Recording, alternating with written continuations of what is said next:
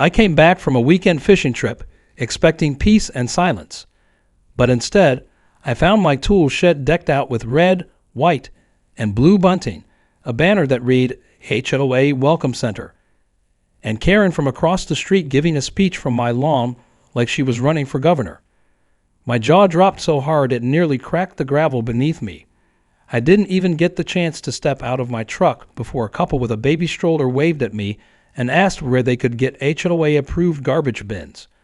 My brain tried to compute what was happening while my dog, Max, whined in confusion from the passenger seat. There were fresh tire tracks all over my grass, folding chairs set up in neat rows under a pop-up tent, and a big table of cookies with a sign that read, "Courtesy of HOA President Karen." The smell of store-bought oatmeal raisin cookies wafted through the air like some twisted cherry on top. I blinked, thinking maybe I'd taken a wrong turn and ended up in a suburban theme park. Karen spotted me and strutted over, clipboard in hand and sunglasses perched on her head like she was leading a real estate tour. She didn't even say hello. "You should be thrilled," she said with a grin so fake it should have come with a warning label. "The HOA has officially designated your shed as the neighborhood's new welcome center. Isn't that exciting?" I was too stunned to respond right away. I managed to croak out a "what?" as I stared at my tool shed, the same one where I kept fishing gear, old mower blades, and a half-full gas can. She held up a piece of paper and waved it around like it was a winning lottery ticket. "We voted while you were gone. Unanimous approval. Your shed was underutilized anyway." I snatched the paper and scanned it. It wasn't even official. Just a printout of an HOA meeting agenda with a line item that read, "New Community Outreach Station. Approved. No signatures. No authorization. No mention of my name or my property. Just a date and some fancy formatting." "You can't do this," I said, my voice tightening. "That's my shed, my land. That's not up for vote." Karen chuckled like I just told her pigs could fly. "It's for the greater good," she said. "Besides, the shed practically screamed public use. It's just sitting there collecting rust. This will add value to everyone's property. You should be thanking me." I stood there, fists clenched, trying to keep my cool while she handed out mugs of lukewarm coffee to unsuspecting neighbors. Someone had even dragged a mini fridge into the shed and plugged it in with a bright orange extension cord running back to her house like some kind of umbilical cord of entitlement. It was surreal. A middle-aged man wandered up and asked me what hours the Welcome Center would be open. I told him it closed forever in 5 minutes and walked off before I said something that would get me arrested. I spent the rest of that day trying to reason with her. I showed her the land survey. I explained the shed was legally on my property, separate from the HOA-maintained common areas. But she just smiled that smug Karen smile and repeated her mantra. "The HOA has authority." She kept saying "community improvement," like it was some magical phrase that erased private ownership. By sunset, someone had left a thank you card taped to the shed door, addressed to our beautiful leader, Karen. The next morning, things got worse. A fresh batch of brochures had been printed, tacky things with stock photos of smiling families and the words, "Welcome home" in Comic Sans. They were all over my fence. She even included a paragraph that called my land a donated site graciously offered for neighborhood bonding. My blood pressure spiked so high I had to sit down and breathe into a paper bag. I hadn't donated anything. I wouldn't donate so much as a weed to the HOA, let alone my private shed. Then came the kicker. That afternoon, I unplugged the orange extension cord and rolled it back up. I figured at least I'd cut the power supply. Within an hour, a sheriff's cruiser pulled into my driveway. Out stepped Deputy Thomas, Karen's nephew. He'd adjusted his belt and gave me the kind of look you give to someone who's making your aunt mad before Thanksgiving. "There's been a complaint about you harassing HOA property," he said. "They say you're tampering with utilities." I stared at him like he'd grown a second head. "It's my extension cord plugged into her house on my land." He scratched his head. "Well, maybe just don't make a scene, all right? Keep things neighborly." He didn't issue a citation, but the message was clear. Karen was playing dirty, and if I didn't do something soon, my whole backyard was going to be turned into a lemonade stand for HOA politics. That night, I sat down with a beer and the property documents I'd stored in a fireproof box ever since the day I bought the land. As I traced my finger over the lines of the survey and reread the deed, something jumped out at me, a clause I'd forgotten about. The lot my shed sat on wasn't just private. It was listed as an exempt parcel, not under HOA jurisdiction due to a clerical loophole from 20 years ago when the developer sold the land piecemeal. My land, my rules, and Karen, she just declared war on the wrong patch of grass. A slow grin spread across my face as the pieces started to fall into place. Karen thought she was untouchable, floating on a cloud of bylaws and board meetings, but she didn't know I had a plan brewing, one that didn't involve yelling or wasting time in endless HOA meetings. No, I was going to remind her in the loudest, most unforgettable way possible exactly whose shed she thought she could steal. And it all started with a few phone calls. A buddy at the county recorder's office, my cousin Sheila, who ran a rescue shelter for large dogs, and one old padlock I hadn't used since college. If Karen wanted to turn my shed into a welcome center, I was going to give her a welcome she'd never forget. By the time the weekend rolled around, Karen had no clue what was waiting for her behind that freshly locked shed door. On the outside, everything looked the same.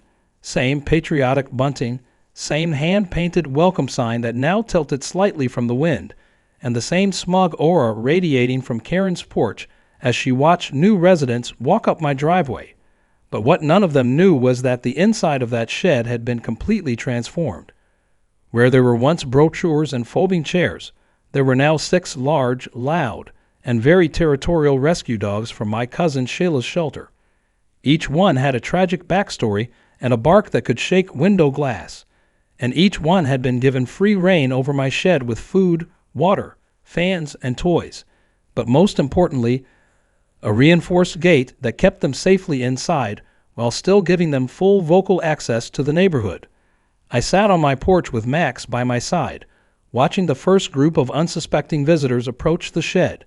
A family of 4 holding pamphlets from Karen's last newsletter stopped in front of the door. The second the dad grabbed the handle, a collective explosion of barking erupted from inside, so loud and sudden that he leaped back, nearly tripping over his own flip-flops. The kids screamed. The mom shouted something about dangerous animals, and they all piled back into their SUV. Karen watched it unfold from her front steps, squinting into the sun with confusion, then panic. She charged over like she smelled a lawsuit brewing. "What the hell did you do?" she hissed as she reached me, ignoring the fact that her face was turning blotchy red. "What is that noise? Where's the coffee machine? Where are my chairs?" I took a long sip of my iced tea and looked at her like I hadn't the slightest clue what she was talking about. "You mean my shed? That building on my land?" "Oh, that's just my cousin's dogs. They needed a place to stay. This seemed perfect." I gestured toward the barking chaos like I was showing off a piece of fine art. "They get nervous around people." "Territorial." "Really?"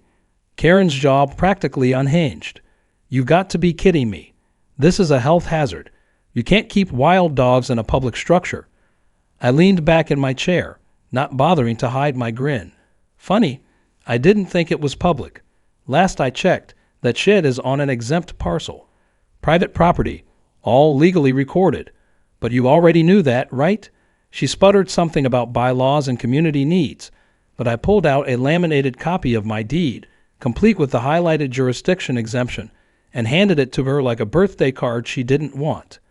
"Feel free to verify it," I said, "and while you're at it, maybe you should read up on trespassing laws, because every brochure you handed out, every speech you gave, and every cup of that terrible coffee you served was done inside a building you had zero right to use." Her face went through at least 4 different shades of red before she stomped back to her house. She made no effort to collect the folding chairs still abandoned around the tent. She didn't even look back as the dogs let loose another round of barking that made the windows on her SUV vibrate. The next day, HOA newsletters were strangely quiet about the Welcome Center. But the barking didn't stop. In fact, Sheila had warned me that some of the dogs had separation anxiety and didn't like being left alone for long. I made sure they had everything they needed: food, fans, shade, and most importantly, attention. I visited every morning and evening, tossing balls and scratching ears through the gate. They weren't dangerous, just loud and incredibly energetic.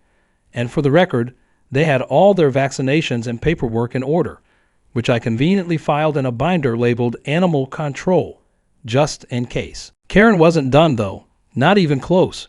By midweek, an animal control officer came knocking. He was a tall guy with a badge and a clipboard who looked like he didn't really want to be there. We got a complaint about a pack of aggressive dogs being kept on residential property, he said without much conviction. Mind if I take a look? I welcomed him back to the shed, showed him the kennels, the water dispensers, the play area, and the shaded cooling fans. The dogs barked excitedly at the sight of a new face but didn't lunge or growl. They just wagged their tails and made noise like a high-volume welcome committee. The officer chuckled and scratched one behind the ears. "These guys are all bark, huh?" I nodded. "Rescue dogs from my cousin's shelter. All with the right paperwork. No complaints from anyone but the HOA queen across the street." He smirked. "She's filed 3 complaints this week. One about loud music that turned out to be birds. Another about you running a commercial business from your garage. And now this." He looked around, nodded in approval, and scribbled something on his form. "Looks like everything's legal. Just keep the noise down after 10. As he left, I noticed Karen watching from her window, peeking through the curtains like a kid spying on a rival birthday party. Her mouth moved like she was muttering curses, and her curtains snapped shut the moment she saw me looking. The final straw came that Friday. Karen had the audacity to send an HOA email blast to the neighborhood claiming that certain individuals were hosting dangerous animals on community property and urging residents to sign a petition for their removal.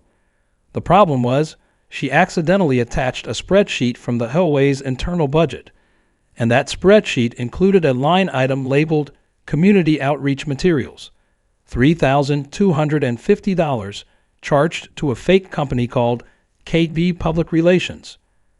Curious, I opened it and saw the listed address, Karen's home office. I printed a dozen copies and mailed them to a few choice neighbors. Linda from the HOA board, Tom, who hated Karen's guts ever since she towed his boat, and the Petersons, who had been forced to paint their mailbox beige on her orders. Word spread faster than the dogs could bark. Karen's little spreadsheet mishap became the hottest gossip in the neighborhood. By the weekend, a few brave neighbors even came by with dog treats and questions. "You really got her good," one guy said, laughing as the dogs barked from behind the gate. "I thought you were going to sue her." I shrugged. Why waste time in court when I've got dogs that do all the talking? We laughed as Max ran circles in the yard, and a couple of the rescue pups wagged their tails happily. Karen didn't step foot outside for 2 full days after that, and I had a strange feeling that her grip on the HOA throne was beginning to slip. But I wasn't finished yet, not by a long shot, because I had a new ally now, and she had dirt on Karen that went far deeper than welcome centers or barking dogs. I just had to wait for the right moment to unleash it. The calm before the next storm lasted exactly 48 hours. Karen didn't so much as peek through her blinds, while neighbors whispered and dogs barked their happy chorus. I thought maybe she'd backed off, maybe even learned her lesson. But no, Karen wasn't the retreating kind. She was the digging deeper, lash out worse kind. And sure enough, the storm returned on a Monday morning, dressed in khaki pants and holding a clipboard. 2 more county officials arrived, this time from zoning and code enforcement, claiming they were responding to complaints about illegal animal housing, unsanitary conditions, and unauthorized business activity on private land. It didn't take a genius to figure out who filed the complaint. I greeted them with a smile and a folder. The zoning official, a grumpy man named Harrison, looked like he hadn't had a good day in years. I handed him copies of my land deed, the rescue paperwork, the signed partnership agreement with Sheila's registered nonprofit, and the most recent vet visit summary. The younger guy with him, someone named Carter, seemed impressed with the setup. He whistled when he saw the fans, feeding schedule, and supply checklist I had tacked to the inside of the shed door. The dogs barked at the newcomers but settled down fast when they realized nobody was here to take their toys. Carter leaned over and whispered something to Harrison, who sighed and handed me back the paperwork. Everything looks legal. Just keep your permits up to date and don't cause a scene. I told him causing a scene had never been my plan. It just seemed to follow me around lately. Carter chuckled and nodded toward Karen's house across the street. I've been to her place 3 times this month, he said under his breath. She even tried to report a chicken coop as a noise violation. It was a wind chime, I replied. I thanked them both and walked them to their truck, waving as they drove off. Later that day, Linda from the HOA board stopped by my gate. She was holding a USB stick like it might explode. Linda was a small, quiet woman in her 60s who usually kept to herself, but that day she looked fired up. She handed me the USB without a word and glanced nervously toward Karen's house before walking off. I took it inside and plugged it into my laptop. Inside the drive were folders of emails, scanned documents, photos, and spreadsheets. It was a digital gold mine. In the emails, Karen was seen rewriting HOA policies without board approval, falsifying meeting minutes, and manipulating community votes by hosting closed-door sessions with only her supporters. There were photos of receipts from restaurants and salons billed as community improvement lunches, and there was even one file labeled emergency budget transfer that redirected over $1,000 into a personal bank account under the name K. Bradbury. The more I read, the more furious I got. Karen hadn't just tried to steal my shed. She'd been siphoning off HOA funds, abusing her position, and covering it up for years. I couldn't believe no one had caught her sooner, but Linda's message explained why. Karen had been intimidating anyone who asked too many questions. She'd written threatening letters, staged anonymous complaints, and even had her nephew sheriff issue warning visits to neighbors she didn't like. Linda had seen enough. She wanted her gone, and now I had the proof to do it. That evening, I called in a favor. My old friend Danielle worked for a local news channel, the kind that loved a good scandal involving small-town politics. I emailed her a summary of the documents and told her everything. She asked for an interview. I said I'd do it, but only if it happened right in front of the infamous shed. The next morning, a van with a satellite dish rolled up my driveway.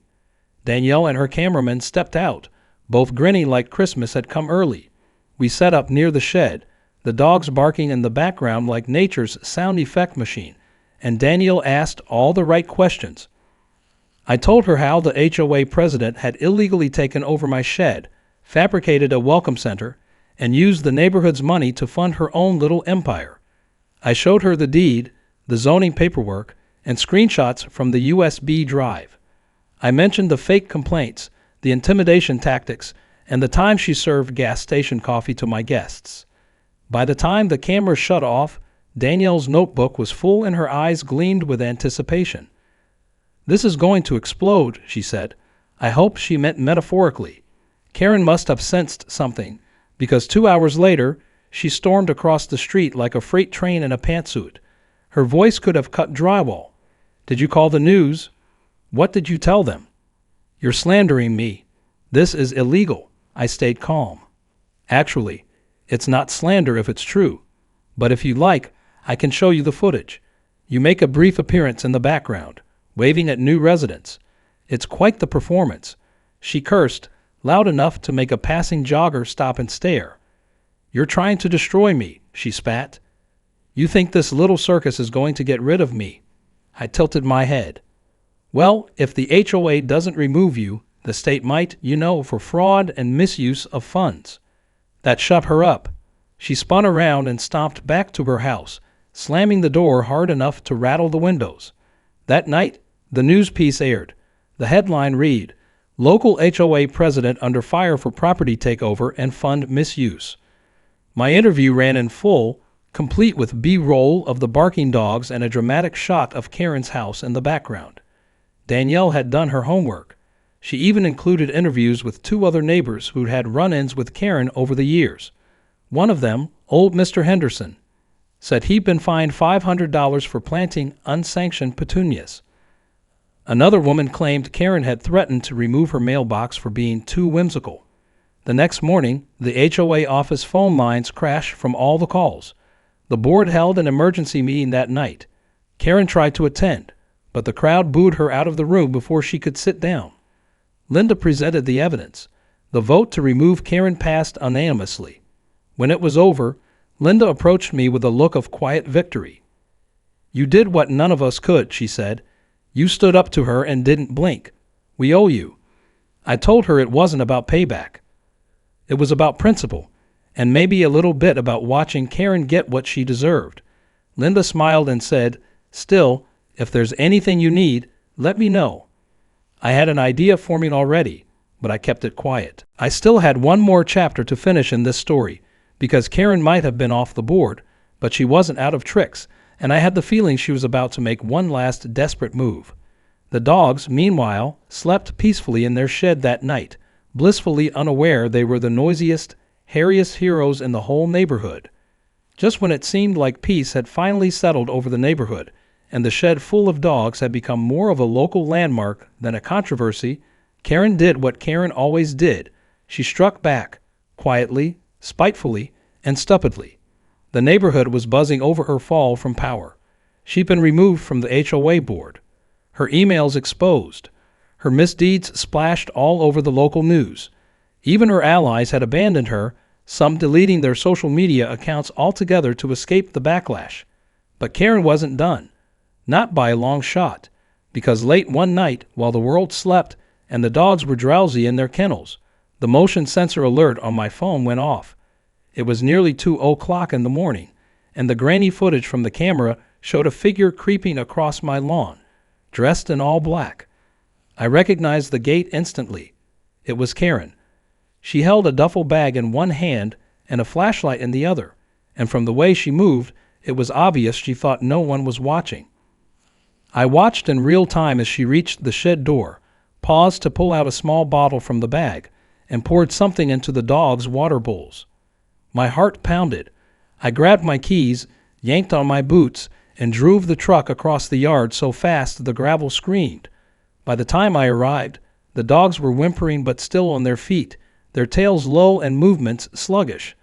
Karen stood in the middle of the shed like a villain caught mid-monologue, staring at me with wide, furious eyes as my headlights pinned her like a deer. "You don't understand," she snapped. "They're dangerous."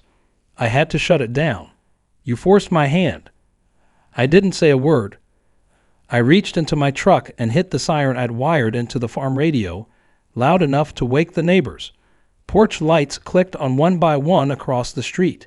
Doors opened, and within minutes, Linda and two others were making their way across the lawn in their bathrobes, their faces pale in the moonlight. I called the sheriff's department myself. Not her nephew this time, but the real county boys. When they showed up, Karen was already pacing and shouting about how the dogs were rabid and how she was protecting the community. But I had everything on video, from the moment she stepped onto my land to the second she dosed the bowls. One officer stayed with her while another collected the tainted water. They loaded it up to be tested, though the vet would later confirm the dogs were unharmed, just mildly sedated. The officer on scene looked at me and shook his head. Breaking and entering, trespassing, animal endangerment, and that's before we even see what was in the bottle. Karen tried to make a run for it while they were talking. She actually took off barefoot through the yard, making it about 30 feet before tripping over the welcome sign she had originally installed weeks ago. The irony was too perfect. They cuffed her right there, sitting in a patch of her own failed legacy. I stood nearby, arms crossed, the dogs now perking up as they realized their uninvited guest was being escorted away. Max barked once, like a final note to the symphony of karma. Karen was taken to the station that night. I followed and made a formal statement, then handed over the camera footage and the full file of past complaints, news articles, and the HOA financial discrepancies that were now under separate investigation. It wasn't just about the shed anymore. It was about showing everyone that someone like her couldn't just bully their way through life unchecked. There were limits, and she had steamrolled past every single one. The case moved quickly, thanks in part to the attention it had already drawn. The courtroom was packed for her arraignment. Neighbors, reporters, even old Mr. Henderson showed up with popcorn and a camera strapped to his chest like he was live streaming the circus. Karen tried to plead not guilty, claiming she'd been framed, But the judge didn't buy it. He reviewed the footage silently, then looked at Karen with a gaze so cold it could have frozen the courthouse steps. He ordered a fine, community service, and probation. Her legal team tried to push for leniency, citing mental exhaustion due to unfair public scrutiny, but the judge replied that leadership came with responsibility, not immunity. The board officially blacklisted her from holding any HOA position ever again. A motion was passed to audit the HOA's financial history, and all of her past decisions were put under review. Her husband, who had already been living in his RV Outback for the last 2 weeks, filed for divorce quietly that same week. Her house went up for sale shortly after. The once pristine lawn now sat untended, the shrubs turning brown, and the mailbox leaning sideways like it was giving up on everything too. Back at home, I upgraded the shed with proper fencing, extra cameras, and a sign that read Private Property with a warning about the dogs. Sheila and I formalized our partnership, and the space became an official extension of her shelter. Volunteers started dropping by, and donations poured in from neighbors who had quietly supported me all along. The dogs thrived. They had space, visitors, toys, and best of all, peace. Some even found permanent homes thanks to the attention we'd gotten. It was like the shed had gone from battleground to blessing without missing a beat. The neighborhood settled down. Karen's name became something of a cautionary tale. If someone got too pushy, too controlling, or started quoting bylaws at a barbecue, someone would inevitably say, "Don't go full Karen." That usually shut things down. Linda was voted in as HOA president officially and promised a new era of transparency and cooperation. She even invited me to speak at a neighborhood meeting, not out of obligation, but because people wanted to hear the story from the beginning. I kept it simple. I told them I hadn't wanted a fight, hadn't wanted to become the guy with the barking dogs and the camera footage and the police reports. But sometimes, when someone pushes too hard, the only way to stand your ground is to push back harder, especially when that ground is yours. The room clapped. Some laughed. A few cheered. I wrapped it up by inviting them all to come visit the dogs whenever they wanted, as long as they brought a treat and didn't try to install any coffee machines. Later that night, I sat on the porch with Max curled at my feet and the sound of the other dogs settling in for bed. The stars were clear, the air cool, and for once, everything felt still. The shed stood quietly across the yard, no longer a symbol of conflict, but of what happens when people stand up, speak out, and refuse to be pushed around. Karen had tried to turn it into a welcome center, but in the end, it welcomed something she never expected: justice, community, and a little bit of very loud redemption. Months passed, and the shed that had once sparked a full-blown neighborhood war had become something of a local legend. People who had never so much as waved to me before started dropping by with chew toys, blankets, and bags of dog food. Some brought their kids just to see the dogs through the fence, laughing as the pups barked and wagged and showed off their latest favorite stick. What had started as a calculated act of revenge had become a beloved little sanctuary, and not just for the dogs. It was something that made folks feel connected again, and in a town where HOA drama had once dominated every block, that was saying something. The shed itself had changed, too. I replaced the weather-warped door with a reinforced one and gave the whole thing a fresh coat of barn red paint. The inside got proper ventilation, insulation, and even a mural one of the neighborhood kids painted of the 6 original dogs. Each of them captured mid-bark with wagging tails and goofy grins. Sheila's shelter made it an official satellite site, and with that came weekly vet visits, coordinated adoption days, and volunteers eager to help. The best part was watching those same 6 dogs, once labeled as unadoptable, slowly find their forever homes one by one. The last one to go, a stubborn old hound named Duke, left the same day Karen's for sale sign came down for good. Karen didn't say goodbye when she left. Not that anyone expected her to. She moved across town to a different subdivision, one reportedly even more strict and regulated than ours.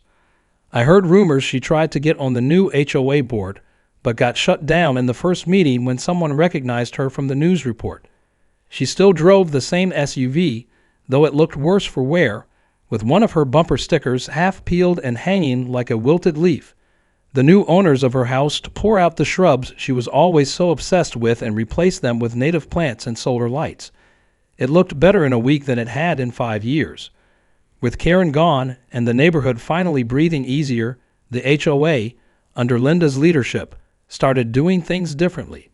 They put out real surveys asking what residents wanted. They created a volunteer committee to manage landscaping and events.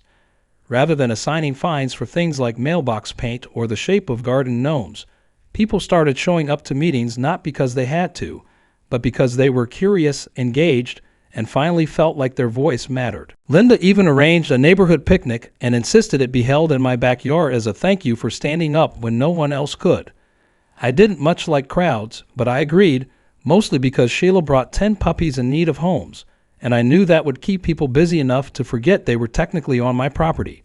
That picnic ended up being one of the best days the neighborhood ever had. There was music, potluck tables groaning under the weight of food, and kids running wild while their parents lounged on folding chairs. People I'd never had more than a nodding relationship with came up to shake my hand and thank me. I must have told the dog shed story 15 times, each version slightly funnier than the last, and each person reacting like it was the first time they'd heard it. By the end of the day, 4 of the puppies had been adopted, and the rest were spoken for, pending home checks. Linda raised her solo cup of lemonade and gave a little toast to community resilience. I just sat back in a lawn chair, Max snoozing at my feet, and soaked it all in. The shed kept its new name, Barkside Haven. One of the teenagers painted it on a wooden sign that hung above the door, now surrounded by paw prints and bright sunflowers. Local kids started volunteering regularly. Some built new feeding stations, while others read books to the dogs for extra credit.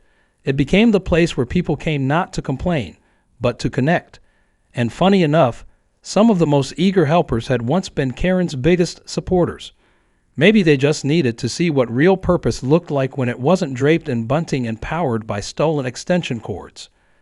Linda made it clear that Barkside Haven would never be bothered by HOA rules again. In fact, the board issued a new clause in the charter that acknowledged its place as a community benefit site, immune from future interference. It was a fancy way of saying what I already knew deep down. This place had turned into something good, something lasting. All because one overly controlling neighbor made the mistake of pushing too far and assuming nobody would push back. On quiet evenings, I'd sometimes sit out front with Max and look at the shed. I remembered what it looked like before the paint, before the signs, before the dogs. It was just a plain old tool shed, functional, forgettable. And now it was something that mattered to people. Kids who'd been afraid of dogs before now walked right up to the fence and offered treats through the mesh. Neighbors who used to hide behind their hedges now smiled and waved like we'd been friends for years. Even the mailman stopped to say hello most days, and he used to drop letters like he was throwing smoke bombs. Every so often, I'd get a letter or an email from someone who'd adopted one of the original 6 dogs. They'd send photos of happy pups sprawled on couches, playing in backyards, snoring beside toddlers. One woman even framed a picture of her dog next to the Barkside mural and sent it to me with a handwritten note that read, "Thank you for fighting for the ones with no voice." It hit harder than I expected. I'd started this whole thing out of spite, anger, and sheer stubbornness. But somewhere along the way, it became about more than just winning. It became about making something right out of something wrong. Karen might have thought she could take my shed, my land, my peace, and repurpose it for her own self-righteous agenda. But in trying to steal something that wasn't hers, she ended up building something she could never control. She handed me the very spotlight that showed everyone who she really was, and in the end, I didn't need to bury her in lawsuits or waste my life shouting at board meetings. I just needed a few rescue dogs, a camera, and the truth. Now, whenever someone new moves into the neighborhood, they're invited to visit Barkside Haven. Not by an HOA brochure, not by a smiling Karen in high heels, but by a group of kids with dog leashes and a story to tell. They lead the way to the little red shed at the edge of the yard, where the dogs bark a greeting, tails thumping like drums. And if the newcomers are lucky, they'll hear the full tale from one of the volunteers, usually ending with the same line I always say when people ask how it all started. It started with a shed, I tell them, but it ended with a bark that echoed through the whole damn neighborhood.